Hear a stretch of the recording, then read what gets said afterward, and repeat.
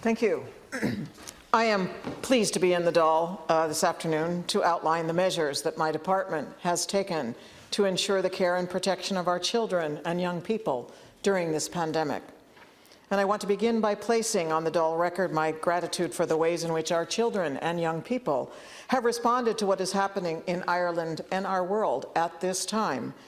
They have cooperated with the ways in which their lives have been restricted. They have responded with great care for their friends and the adults in their lives, especially their families. They have lifted our spirits with their innovative ways of minding our communities. For all of this and more, I want to thank the children and young people of Ireland. Your courage and kindness leads us all on.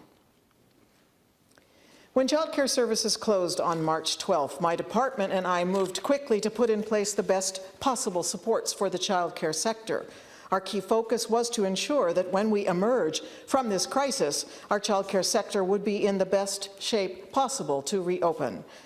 In terms of those working in early learning and school-age childcare, the children they care for and educate, the parents and our economy, a functioning childcare infrastructure is critical.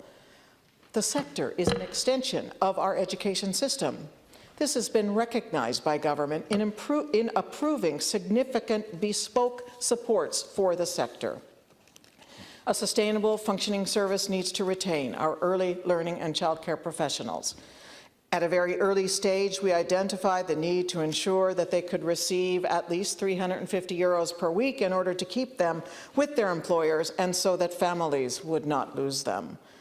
I also introduced a measure to contribute towards the overheads of providers. And in addition, my department brought forward a proportion of the program support payments to providers to assist with cash flow issues. Every year, childcare services close.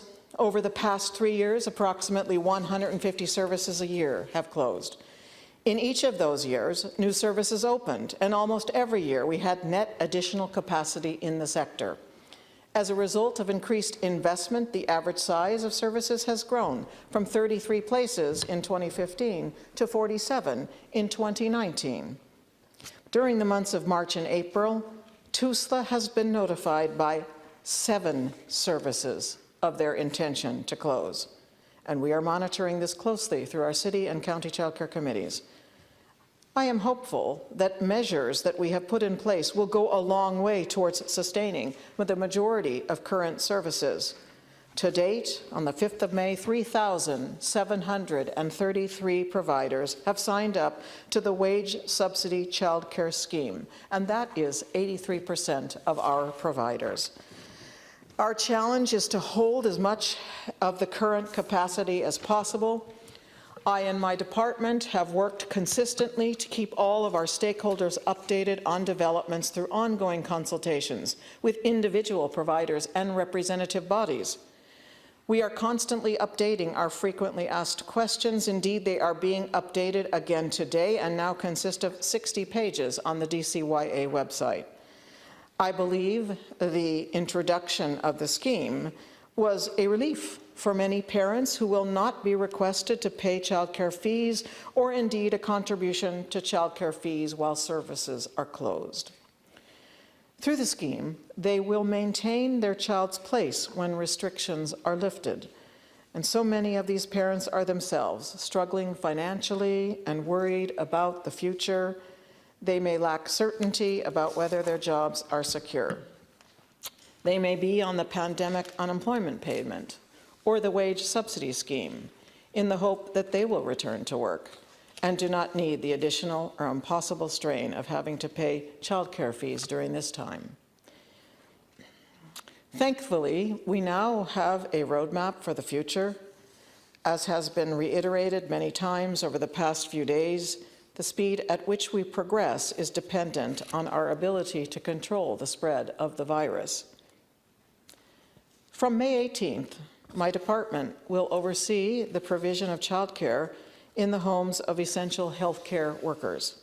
This is part of the first phase of easing the COVID-19 restrictions. Tomorrow, we will be inviting registered childcare services to participate in this much-needed measure. I will also outline how families can access the scheme. Participation will be voluntary. Many services have expressed an interest in supporting this initiative and being part of Ireland's call during these challenging times. We have been planning this for a number of months and have listened to suggestions from the childcare sector. Yesterday, we had an extensive question and answer session with the Early Years Forum. And based on current figures, we are planning for provision for 5,000 families. We estimate that the cost of the scheme will be in the region of 4.7 million euros per week. The majority of this cost will be borne by the state. There will be a small parental contribution required of 90 euros per family per week. This will provide essential healthcare workers with 45 hours of childcare a week. We are recommending that childcare workers volunteering for the scheme are paid on average 15 euros per hour. As part of the scheme, we will also cover employer PRSI, leave accrual, and a management and administrative overhead to providers. In the coming days, eligible health workers will be advised to contact a Pobal Parent Support Centre to request the service and to indicate their childcare needs and preferences. It is initially intended to run the scheme for a period of 4 weeks. There will be a review after 2 weeks and also at the end of the 4-week period. We've also commenced planning for Phase 3, which will see the phased reopening of creches and preschools for the children of essential workers. This is the first step in the phased reopening of centre-based childcare. It is inevitable that childcare services will not open at full capacity. Fewer children attending a childcare service will increase the costs of the provision of childcare for these children.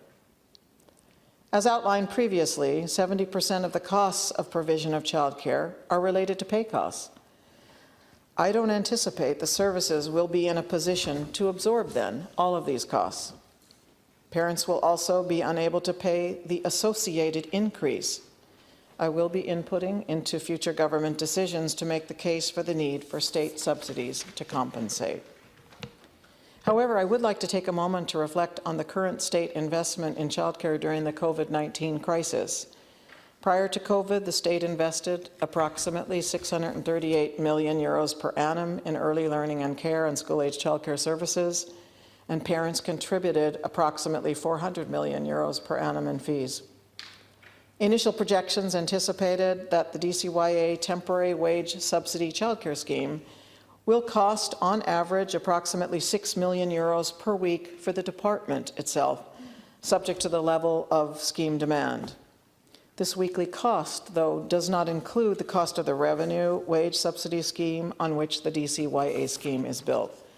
The total estimated cost of state supports to early learning and care and school-age childcare during COVID-19 crisis far exceeds the total state expenditure prior to the pandemic and demonstrates my commitment, that of my department, and that of the government towards this sector.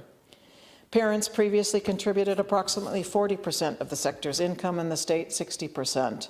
The new government-wide package of measures for the sector across DCYA, revenue and DEASP retains the state investment which was there previously and compensates for the loss of some of the parental income. The Secretary General of the United Nations, Antonio Guterres, has called on the global community to build back better. We need to share that vision for the future of childcare. This will form the basis of the options that we are considering into the future. I held a meeting with the Early Years Forum yesterday evening and committed to engaging with them on how we plan for the phased reopening. Our objective will be to continue to support as many services as possible, to retain as many educators as possible in the childcare sector. Many providers are already exploring the design of the guidelines for reopening. We will welcome all of these suggestions and cooperation to guide and drive the safe reopening of services. TUSLA has committed to a fair and a reasonable and a pragmatic approach to inspections for reopening. and consideration needs to be given to how children are prioritised for returning to childcare, and this will be done in consultation with the sector. It's my hope that significant additional investment will be provided to the sector as it reopens. It seems to me that this is the primary requirement to ensure that the capacity will be sufficient for Irish families as the pandemic recedes. These decisions, however, are yours, not mine. The road ahead will have twists and turns. We will work at it step by step and hand in hand with the sector. We all want to achieve the same goal. We can get there, and I believe that we will get there. Thank you, Minister.